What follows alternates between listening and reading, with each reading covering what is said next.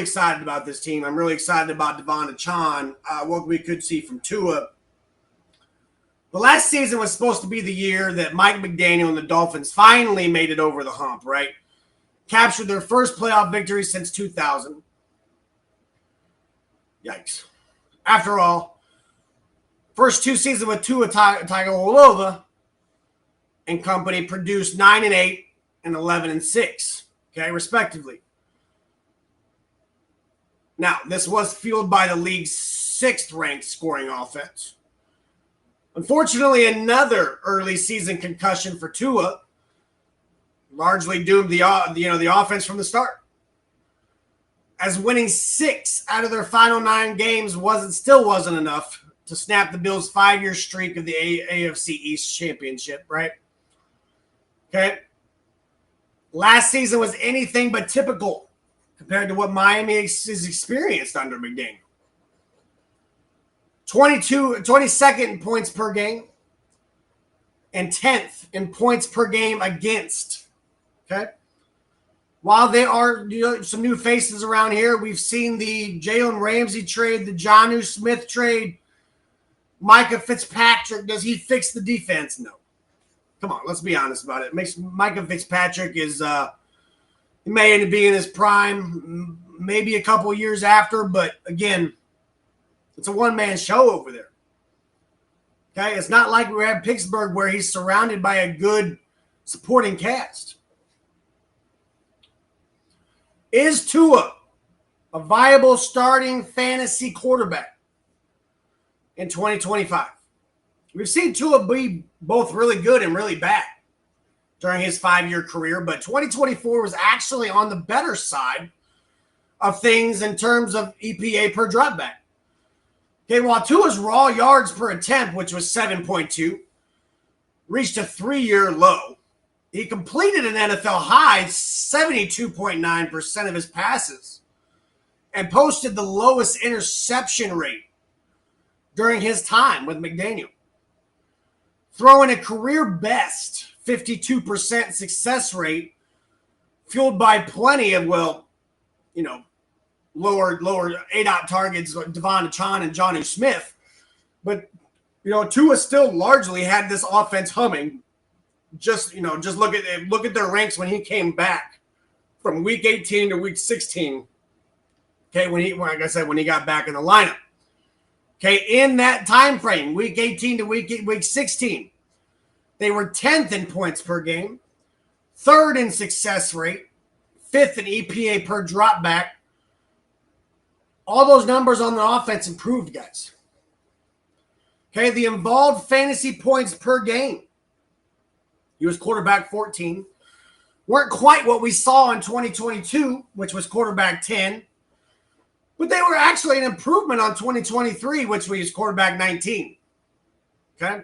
We might never see the Tua that, joined the true elites of the position in fantasy land due to his lack of rushing floor now, right? But just realize last year was pretty much in line with his previous 2 years of solid play. Okay, so what is the outlook for Tua in 2025? While McDaniel will need to develop a counterpunch to get this offense fully humming again, I'd argue last year's relative drop-off in production was more due to the supporting cast than I think Mr. Tua. Okay? Reminder that we are just 1 year removed from Tua leading the NFL in passing yards. Anything close to a return to form from his pair of speedy receivers could help him bring that sort of high-end weekly upside. Jaylen Waddle and Tyreek Hill. I don't find myself necessarily sprinting to the podium to draft Tua, specifically despite his affordable QB22 ADP. But the presence of him, Jordan Love, CJ Stroud, Trevor Lawrence in that range makes me more comfortable deploying a first or last strategy at the position in drafts of most shapes and sizes, right? So if you do a late quarterback draft, Tua could possibly be a target. Does Miami have 2 running backs fantasy managers should be very interested in? Okay. Well, Devin Achane, as all Achane has done is in his first 2 seasons is rack up almost 2,500 total yards and 23 trips to the end zone. While his rookie campaign was more explosive and featured an NFL record 7.8 yards per carry, last season instead saw a bit of a more reliance on volume, particularly with an early season high ankle sprain, that kind of hobbled him up there for a couple weeks. Okay, on that latter note, just look at Achane's rushing performances in week 1 through 5 compared to after the team's week 6 bye. Okay, weeks 1 through 5, he only had 3.3. Come back 7 through 18 had 4.9. He went from 45th ranked to 9th.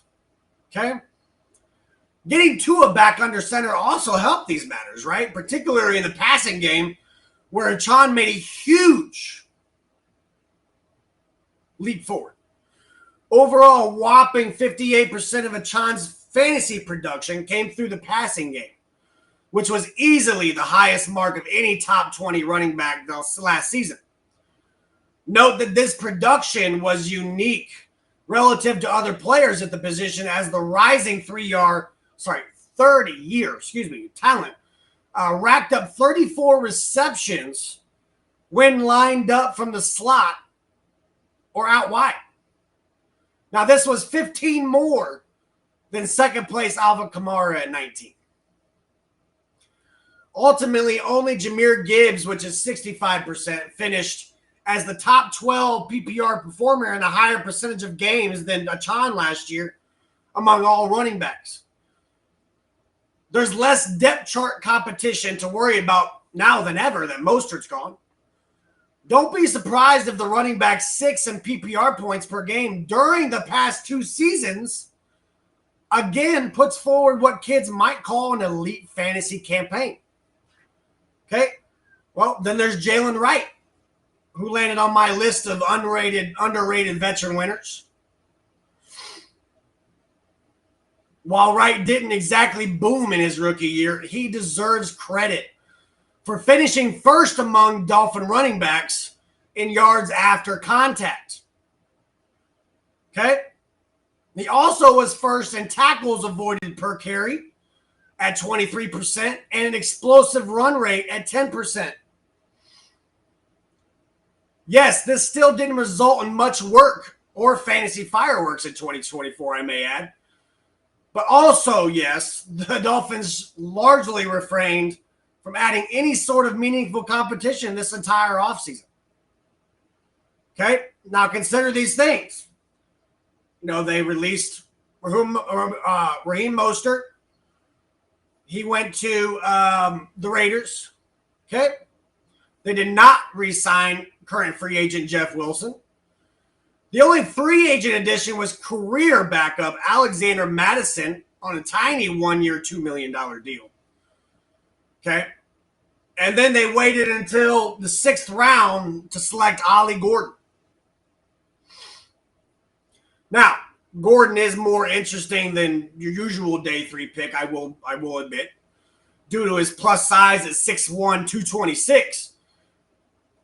I think that, you ignore his 2024 season. You look at his 2023 season, which was massively huge. 2,000 yards and total yards and 22 touchdowns at Oklahoma State. Okay? But the Dolphins have added right to this entire offseason is Alexander Mattison and a 6th-round rookie. Guys, that's a W. That's a W. So what is Devon Achane's fantasy football outlook for 2025? Achane is my overall running back 4. Okay, run, do not walk. To pick him in the 2nd round in fantasy drafts of most shapes and sizes this offseason.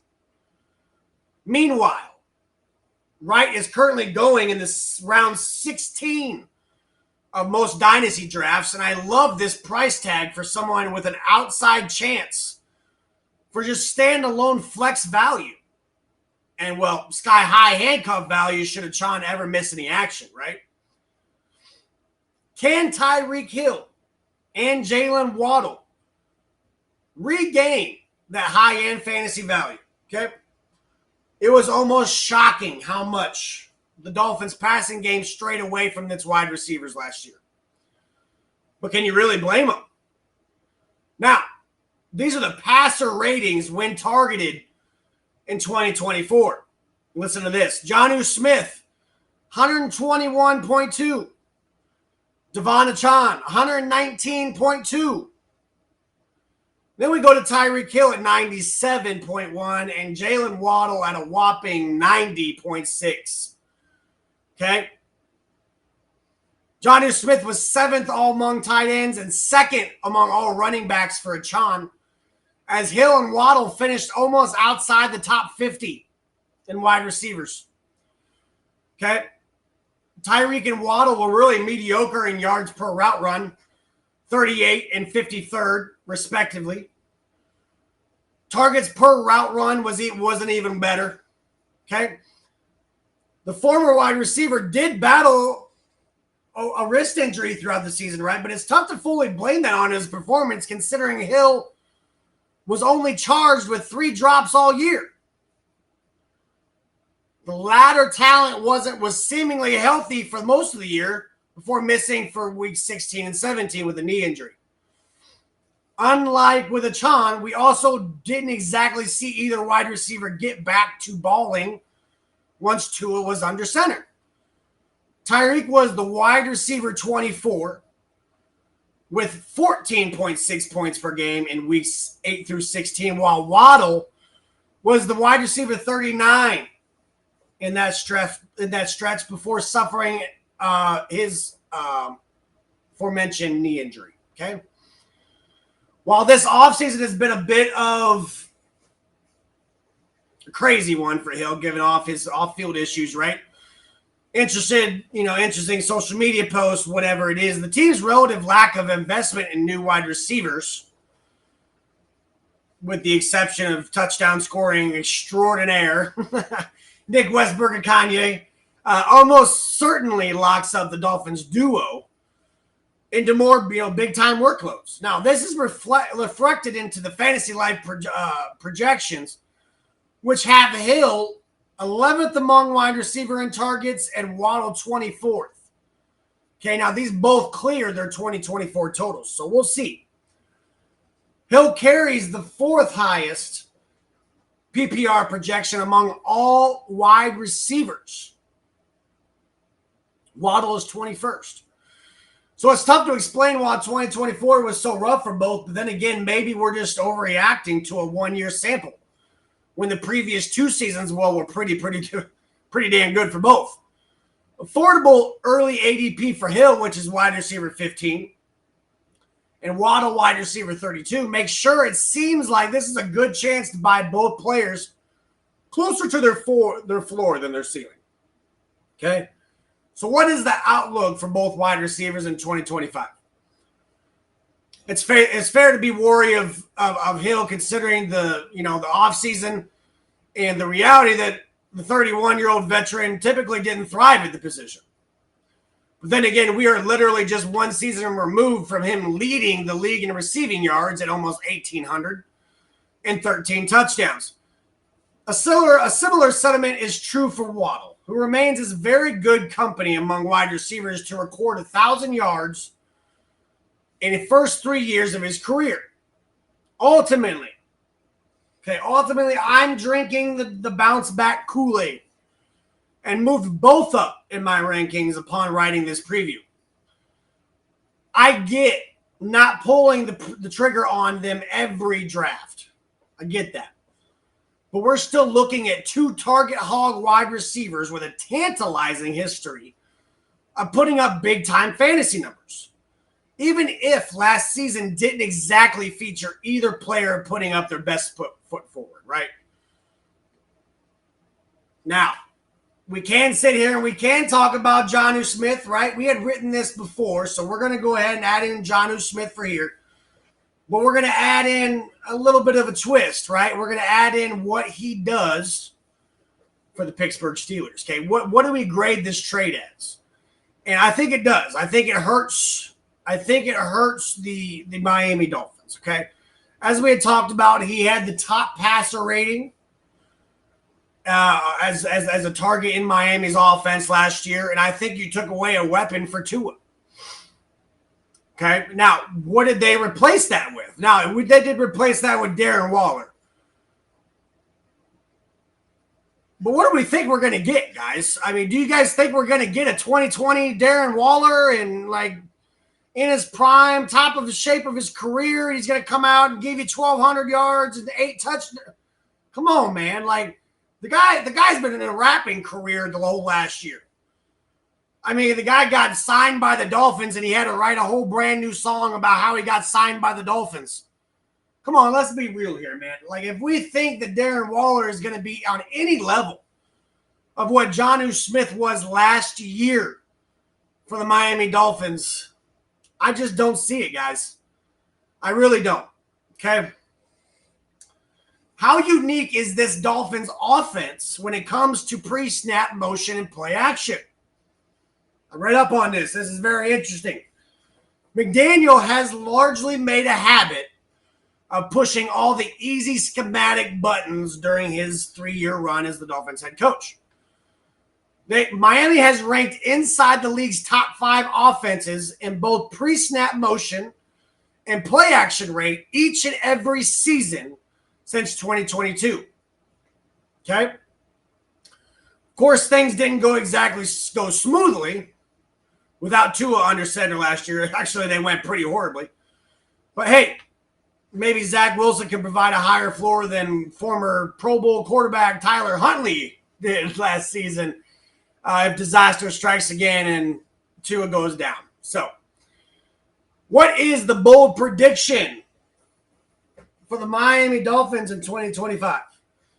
The Dolphins at plus 125 odds on their over 8.5 win total reflects the reality, well, that Vegas isn't exactly sold on a bounce-back campaign, right? The team did make a few big dollar additions to the offensive line, James Daniels and secondary Javon Holland, right? But I'm hesitant to call either move a true difference-making transaction at this point. Ultimately, it's my first under, guys. Ultimately, I'm going to take the under. 8 wins for a team that at a bit of a crossroads at head of 2024, right? Okay, everyone is a year older. And the internal chemistry really doesn't seem to pass the sniff test from the outside. That said, my bold fantasy prediction is that Achane finishing in the running back could finish as the running back one, thanks to the potential for his typically awesome rushing efficiency. Okay? I think that his borderline erotic receiving ability, combine that, and I think you are looking at a Marshall Faulk-esque monster campaign. I think now that Mostert is gone, he is the guy. He has the workload. I think that Achane may be the guy this year to draft, guys.